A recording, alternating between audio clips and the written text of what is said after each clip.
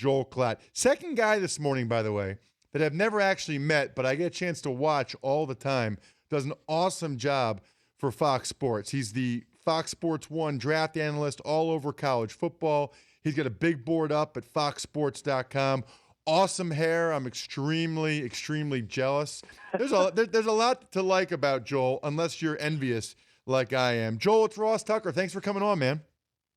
You know, Ross, that was subdued somewhat from the last time, and Dan and Danettes started putting myself and Jesse Palmer and Kirk Herbstreit on the screen and then judging our looks. So just complimenting my hair, I felt like that was subdued a little bit. How you doing, man?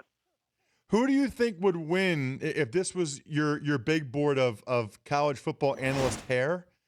Who would win? Who do you think has the best? Seriously.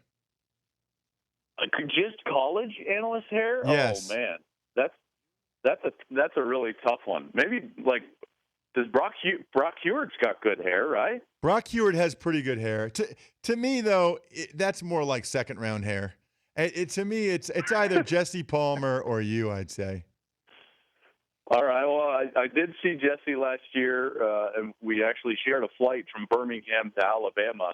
And we chatted for a while, and I was impressed with his hair. So I'm going to go with that. That's a top 10 pick. Nice. All right. Well, I respect that. Who are the guys, Joel, that you think are overrated in the draft? I know you've been pretty outspoken and on the big board, and some of the guys that you rated as being a little rated too high. And I'm curious, Joel, how much of it is you talking to scouts, and how much of it is you just based on what you saw those guys in college ball?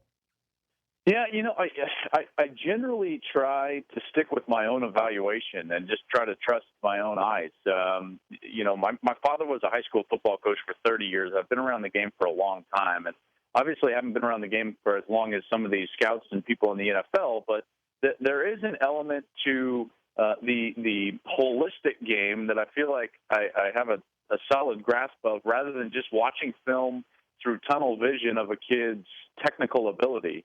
You know, you can say he's got bad feet or bad hips or this or that, but the bottom line for me is, you know, there are some players that are just great football players. Eric Kendricks is one of those guys. He's not going to blow you out of the water with any physical attributes or any technical skill, but he's got a great motor. He's got a nose for the ball. He's got a high football IQ. He diagnoses the play well. That's what led to him being the UCLA all-time leading tackler. I think he's a first-round inside linebacker. As far as the guy that's rated too high, I would say Brandon Scherff from Iowa. I think this is as bad of an offensive line draft as we've seen maybe ever, but definitely in a long time. And Scherff is a guy that a lot of people have at the top of their boards. And based on need, Ross, we're going to see him drafted way sooner than he should based on that merit. And this is the scary part. If a team drafts him in the hopes that he's going to be a left tackle, those expectations are never going to be met. Now, maybe he can be a guard, very similar to what Zach Martin did, going from tackle at Notre Dame to guard with the Dallas Cowboys. But Scherff, you got to be careful of the expectations with him. And I'm hearing some teams definitely in the top 12 that are not only have him on the board at the top, but are going to take him if they're right there and sitting there with a chance to take the offensive lineman. So I think that's a dangerous pick. Yeah, it's interesting, Joel, because, you know, I studied all the offensive linemen for the draft since that's my trade, if you will. And looking at Scherff, he is so athletic, so good at the second level in the run game, getting up on linebackers. But I was watching the Maryland game, Joel, and I'm watching him. I think he's the most athletic offensive lineman in the draft. I think he looks great. But then I'm watching the Maryland game. I see him give up a sack. I see him give up a pressure. And I'm like slow-moing it, trying to figure out why he's getting beat, because he looks so smooth and athletic in everything he does, yet he was getting beat multiple times by Maryland, which would be very concerning to me if I was a team that was going to draft him. Yeah, and Ross, you know, it's interesting to me, and obviously you're more of an expert at the offensive line than I am, but to me, you know, you bring in that football acumen of people always saying you got to play fast. No one ever says you got to play smooth. And I agree with you. Scherff looks smooth. And there's not something there that would jump off the tape and say, boy, he does that really poorly. But he is sluggish. And to be sluggish at the tackle position in the NFL is not going to work. At times, it almost looks like he's moving underwater with his legs. And I don't want to harp on the kid. I think he's going to be a good guard in the National Football League to the point where he's going to help an organization. But again, it's all about expectation management for me. If you draft him and say he's going to be an interior offensive lineman, then Ross, I think he can help you right away. Any other guys jump out to you, Joel? We're talking with Joel Klatt. He's a draft analyst and college football analyst for Fox Sports 1 as well as foxsports.com. Any other guys that you're down on, that the consensus, if you will, seems to be higher on? I'm actually right in line with almost everybody in the league with Randy Gregory in terms of I have a hard time believing that he's going to be drafted tonight. And this is a kid that has top 5 talent all day long. But people have been fairly effusive in their comments about what they're seeing from him in the interview process, and they're concerned, to say the least. And they believe that potentially that failed drug test at the combine was a result of more habitual behavior, to put it lightly, rather than an isolated incident. And they're always looking for isolated incidents to try to write off those red flags. I think you're going to see Shane Ray drafted in the first round. People aren't going to mind so much about his incident Monday morning with the marijuana citation and the traffic violation. So that's a concerning thing for Randy Gregory. I think he's slipping quite a bit right now. As opposed to that, it's not a great draft, so it's hard to be really high on somebody and then for other guys be ultimately overrated. If I had to put my finger on the guy that I think is the most overrated, I would say it's Jameis Winston, though. Mariota is my number 1 quarterback by a wide margin. You played in the league, Ross. You know the type of player that succeeds at that position, and it's usually a guy that is extremely steady. Winston is a pleaser. He's trying to be all things to all people. He's trying to be, the players guy in the locker room. He's trying to be the face of the franchise. He's trying to, be cool on campus. This guy is like a stock. He goes up and down, and he follows those up and downs way too much. And you've got to be a guy that's just totally steady at that position, especially in the NFL. And I just don't think he's going to be able to do that. Yeah, that's the question I was going to ask you about whether you were Team Winston or Mariota. I tend to agree with you.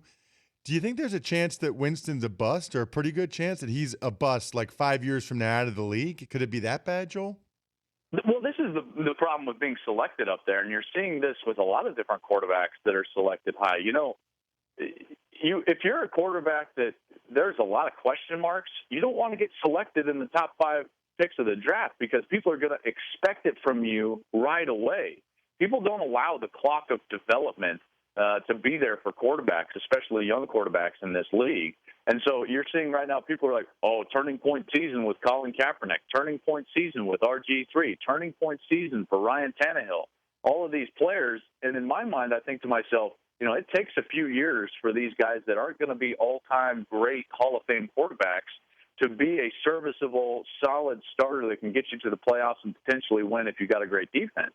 So for me, is there a chance Winston's out of the league in 5 years? Absolutely, because of the expectations coming into the league. If he doesn't meet those, it's going to be too much for the organization to bring in. Then he becomes a distraction, very similar to Tim Tebow or what Johnny Manziel has become in Cleveland. And for that money, I don't think people want that in the NFL.